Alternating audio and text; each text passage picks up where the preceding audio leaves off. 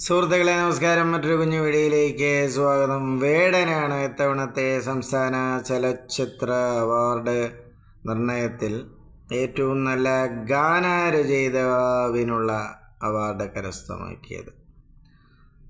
Manjummel boys എന്ന ചിത്രത്തിലെ ഗാനത്തിനാണ് award. ആ ചിത്രം ഞാൻ കണ്ടിട്ടില്ല, നിങ്ങളിൽ പലരും കണ്ടിരിക്കും. ഈ ഗാനവും ഞാൻ ഈ ഒരു അവസരത്തിൽ യൂട്യൂബിൽ തപ്പി നോക്കിയപ്പോഴാണ് അതിൻ്റെ ലിറിക്സ് കാണുന്നതും ഗാനം കേൾക്കുന്നതും. അപ്പോൾ ഗാനം പെട്ടെന്ന് ഒരു ആദ്യ കാഴ്ചയിൽ കുട്ടികളുടെ രചനയെപ്പോലെയാണ് തോന്നുന്നത്. ആഴത്തിലുള്ള ഇമേജറികളോ അല്ലെങ്കിൽ മറ്റ് പദസൗന്ദര്യമോ ഒന്നും കാണുന്നില്ല. ഇപ്പോൾ നല്ലൊരു പാട്ടിന് പദസൗന്ദര്യവും വലിയ ഇമേജറികളും നിർബന്ധമാണോ എന്ന് ചോദിച്ചാൽ ആവശ്യമില്ല തന്നെ. മനുഷ്യന് പെട്ടെന്ന് മനസ്സിലാകുന്ന അതേസമയം കലാപരമായൊരു നിലവാരവും വേണം. അതായിരിക്കണം മാനദണ്ഡം. ഇതിനൊക്കെ ഉത്തമ ഉദാഹരണം നമ്മളെ മുമ്പിൽ തന്നെയുണ്ട്. യശരീരനായ പ്രസിദ്ധ കവി ഗാനരചയിതാവ് ശ്രീ പി ഭാസ്കരൻ മാസ്റ്ററുടെ ഗാനങ്ങൾ നല്ല ഗാനത്തിന്, നല്ല ചലച്ചിത്ര ഗാനത്തിന് എക്കാലത്തെയും ഉദാഹരണമാണ്, മാതൃകയാണ്. ലളിതമായ ബിംബകൽപ്പനകളും ലളിത പദങ്ങൾ ഉപയോഗിച്ചുള്ള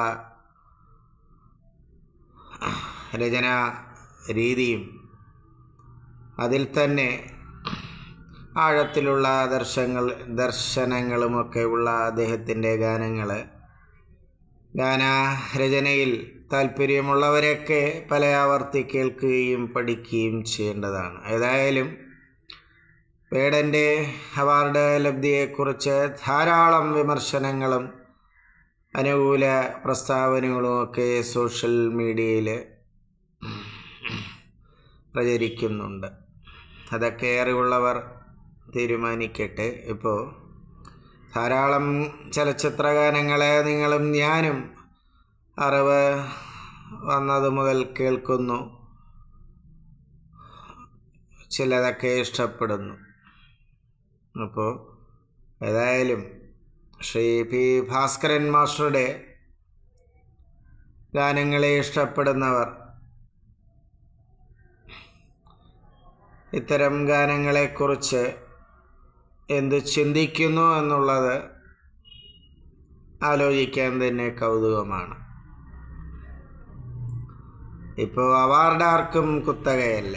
വളരെ മുമ്പൊക്കെ ഏറ്റവും നല്ല ഗായകൻ, ഏറ്റവും നല്ല സംഗീത സംവിധായകൻ അല്ലെങ്കിൽ സംവിധായകൻ, ഗാനരചയിതാവ്, ഇതൊക്കെ ഏതാനും പേരുടെ ഒരു സർക്കിളിലാണ് കറങ്ങിക്കൊണ്ടിരുന്നത്. എൻ്റെയൊക്കെ വിദ്യാർത്ഥി കാലത്ത് മലയാള സിനിമ ചലച്ചിത്ര അവാർഡുകളെക്കുറിച്ചാണ് ഞാൻ ഈ പറയുന്നത്. ഏതായാലും അതിനൊക്കെ മാറ്റം വന്നിരിക്കുന്നു. എങ്കിൽ പോലും ഇതിൻ്റെ നിലവാരമെന്ത്, ഒരു മാനദണ്ഡമെന്ത് എന്ന് കലാ ആസ്വാദകർ ചിന്തിച്ചു പോകുന്നു. പ്രതികരിക്കുക സുഹൃത്തുക്കളെ. നന്ദി, നമസ്കാരം.